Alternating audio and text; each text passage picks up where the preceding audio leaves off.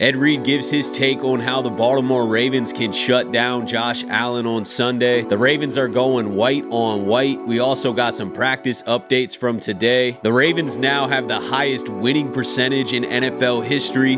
Todd Monken is interviewing with the Jaguars today and the Bears tomorrow. We'll talk about if that's a distraction or not. All that and more in today's episode of the Flock Rundown. Ravens Flock. Flock Rundown is the place to be.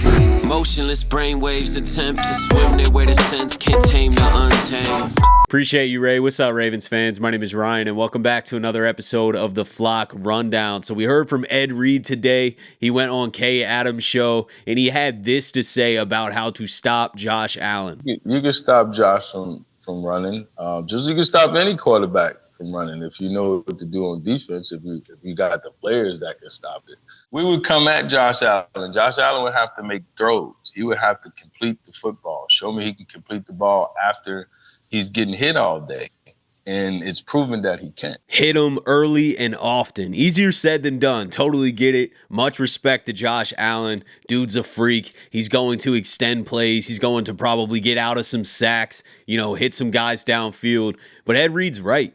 You got to bring the physical mentality to this game. You got to play pissed off. You got to bring the fight to the Bills. You got to want it more than them. And if you're crashing that line of scrimmage and you're hitting Josh Allen early and often, he is going to start playing different. We even saw a bit of that in week 4. I think that was, at that point, our defense's best performance by a mile, even though our pass defense was struggling for a lot of the games around that time. They played great against the Bills in week 4 and pretty much shut down the Bills' offense outside of one crazy scramble where Allen hits Shakir downfield. But the Ravens were hitting Allen. I remember that one where they tried that trick play and Van Noy comes and strip sacks Allen, and then Travis Jones absolutely lights him up. That is how you approach this game from a defensive mindset. You got to get to Allen quick and often and hit him hard. Now, like I said, easier said than done. He's very mobile. They have a strong offensive line. I think the pressure in this game is going to be important. We need to make sure that we're winning that trenches battle on both sides of the ball, and we'll have some success. That takes a lot of pressure off of some of the weak links that we have in our secondary, like Brandon Stevens or Tre'Davious White or whoever comes in for corner in that rotation. I think that's probably the weakest part of our secondary right now, and teams are throwing that way often. So if Allen's back there with a ton of time, if he's able to roll out and extend and have a bunch of time, he's probably going to find some guys downfield. So we need to make sure that we're playing as physical as possible. This needs to be the most physical game of the year. I think every game from here on out needs to be like that. It's not anything different with the Bills, but this is the right mentality that Ed Reed's talking about. This defense needs to hit Allen early and often. And who's better than Ed Reed to talk about how we need to play defense? I mean, this guy, along with Ray, along with Suggs and Nada, and I could go on, but they have played some of the best defensive football in NFL history, the best defenses that I've ever seen growing up watching this team, and it was always that mentality. The offense sucked for a long time in Baltimore, but our defense would always bring the fight. And the second half of this Ravens season, I've seen this Ravens defense flip that switch. I'm not saying that they're Ray Lewis, Ed Reed defense. It's a different era. Back then, they were trying to knock the quarterback out the game. Helmet to helmet was celebrated. You know what I mean? We're definitely in a different era of football. But the Ravens defense still plays mean, man. They play pissed off, led by a guy in the middle, Roquan Smith. Kyle Hamilton's a freak. Matabike's been really strong, getting interior pressure. Our pass rush is going to be big in this game. They need to wreak havoc quick. It will take so much pressure off of that secondary, and I couldn't agree more with what Reed's saying. You got to hit Allen as much as possible. Make him feel your presence, especially in sub 10-degree weather. It is not going to feel good, and that doesn't mean the Ravens are going to completely stop the Bills' offense. I don't think we're going to see a week 4 game where they only score 10 points. It's definitely going to be a lot closer. They're going to put up more points than that. This is the divisional round of the playoffs. It means just as much to them. So both teams are going to be at their best, but I agree this is the right mentality. This is the right way that you need to play this game. You need to come in there thinking that we're hitting everything that moves, full speed, violent football. Let's get it. I feel like we have the most physical team in the league. It's offense and defense. So when you see Big Pat come out there and our big offensive line, especially in training camp, it was some physical battles. So you got no choice but to be physical and be ready here. So our guys welcome that challenge. We love it. I love it. They bring out ex-personnel, hey, basically saying they're trying to come bloody your nose. So our guys take that challenge and accept it. So, we'll be ready for that. The Ravens are going white on white for this game. I love this uniform combo. We have balled out in this uniform combo before. The first thing that comes to mind in recent memory was last year against the 49ers on Christmas night. Finish him! Finish him! Everyone thought the Niners were winning that game, and the Ravens came in, played pissed off, and smacked them around. So I love this white-on-white combo. Hopefully we wear the white cleats too. We don't want any Isaiah Likely week 1 against the Chiefs toe on the line situation. I think everyone should be in all white. They're calling for a little bit of snow. I don't think the snow is going to be too crazy. I know a lot of people have been saying that the white on white will give us an advantage in the snow because you won't be able to see guys. But unless something changes, I don't think there's going to be a lot of snow during this game or on the field. It's just going to be insanely cold. Everyone was at practice again today besides Zay Flowers. We don't have any other updates on Zay Flowers outside of he's just not at practice yet. Tomorrow is the last day of practice.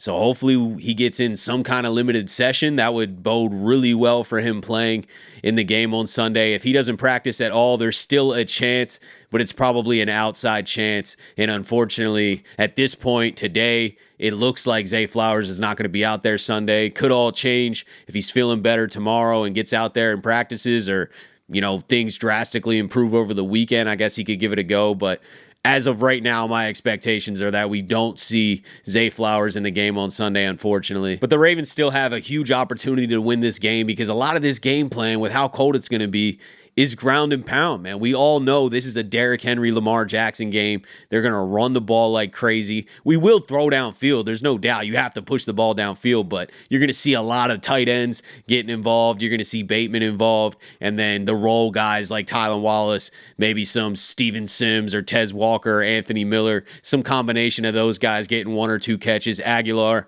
But I think the main guys are going to be likely Mark Andrews and Rashad Bateman downfield, and then a ton of carries to Derrick Henry, 25 plus carries. Lamar Jackson's probably going to have 15 carries. I think that this is a running game. And why wouldn't you give the ball to the greatest running back in January in NFL history? Derrick Henry averages 143 yards a game for his career, which is the most in NFL history. 6 yards per carry, 6 total touchdowns, averaging 23.6 carries a game, but 6 yards a carry, 143 yards per game in January. This guy is dominant every single game.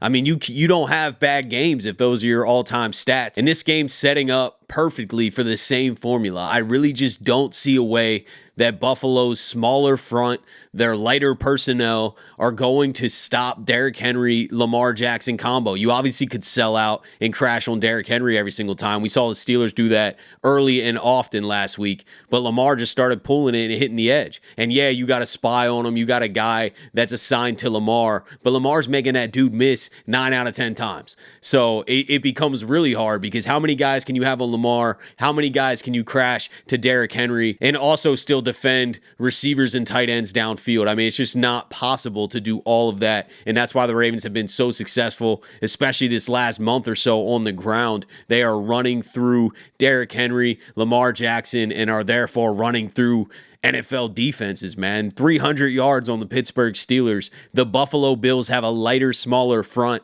I think Derrick Henry's primed to surpass his average numbers of 143 yards per game. I think he's going above that. I think this is a huge Derrick Henry game, sub 10-degree weather. Good luck trying to tackle this guy in this weather, man. I really just cannot see it happening. The only way the Ravens don't have a successful run game is if the line is just not showing up, not playing like they have been.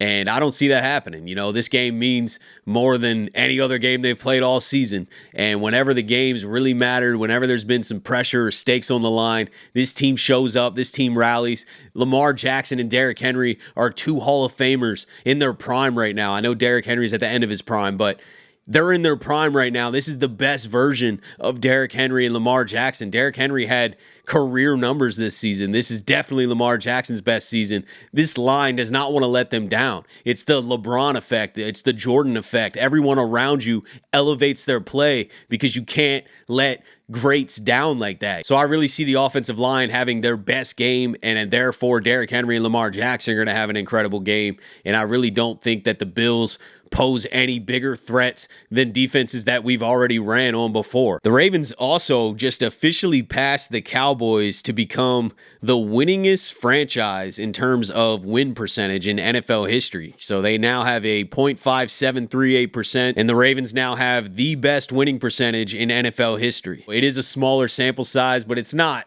insanely small. I think that's still an accomplishment. Whether you can argue that another team historically, has a better percentage because they've been a team longer or that has more weight or whatever. I could hear that argument. I'm not arguing that the Ravens are the best franchise in NFL history or anything, but I do think that it's just a compliment to how good this organization has ran and how much success they have had in their short time as a franchise. I mean, since 96, we got 2 Super Bowls, 12 years apart. Guess what year this is? 12 years later from the last one, just saying. In New Orleans again.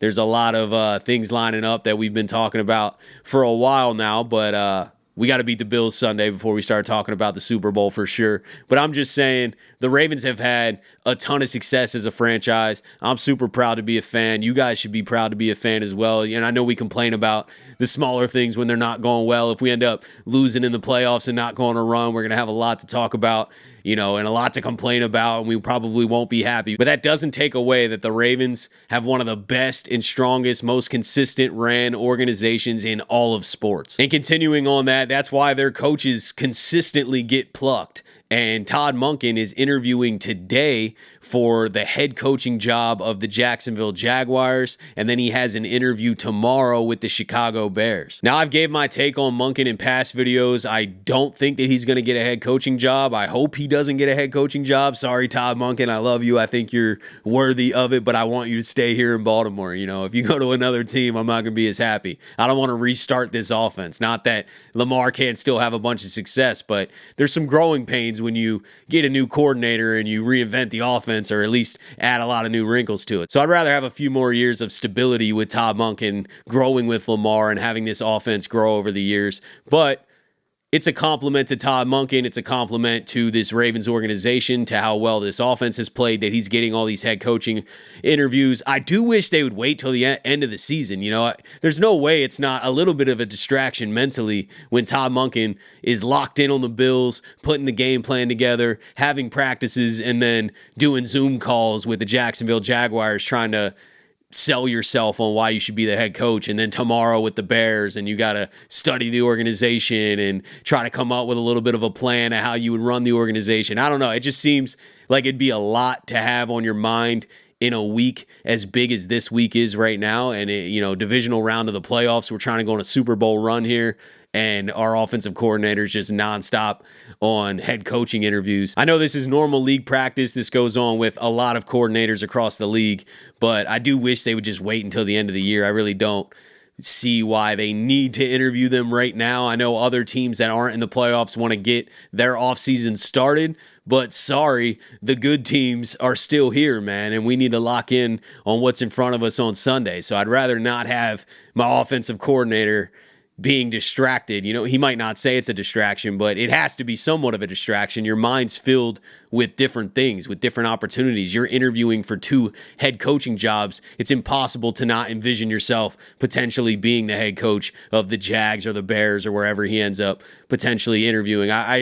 It's impossible not to think about that. That is a distraction. So it is what it is. He's interviewing, so nothing we can do about it, but hopefully he is our offensive coordinator moving forward. I definitely don't want to lose Todd Monken. But that's it for today, guys. Let me know what you're thinking about everything. I just made an Instagram too. I've had an Instagram personally and for music and stuff, but I just made a Flock Rundown Instagram at the Flock Rundown. If you want to go follow that, I appreciate that. I got a TikTok too, same tag. I know TikTok might get banned on Sunday, so I wanted to make an Instagram too and just kind of put some shorts out, and I'm taking this content thing a lot more serious and putting out a lot more. But I appreciate you guys as always for tuning in to another episode of the Flock Rundown. Have a beautiful rest of your day, and I'll let the greatest linebacker in the history of the game take us out. Ravens Flock. The Flock Rundown is the place to be. My man Ryan has been a lifelong Ravens fan since he was born. The Flock Rundown. Nothing gets better been waking up and wondering how high we can fly. Tune in. Motionless brainwaves attempt to swim their way to sense, can't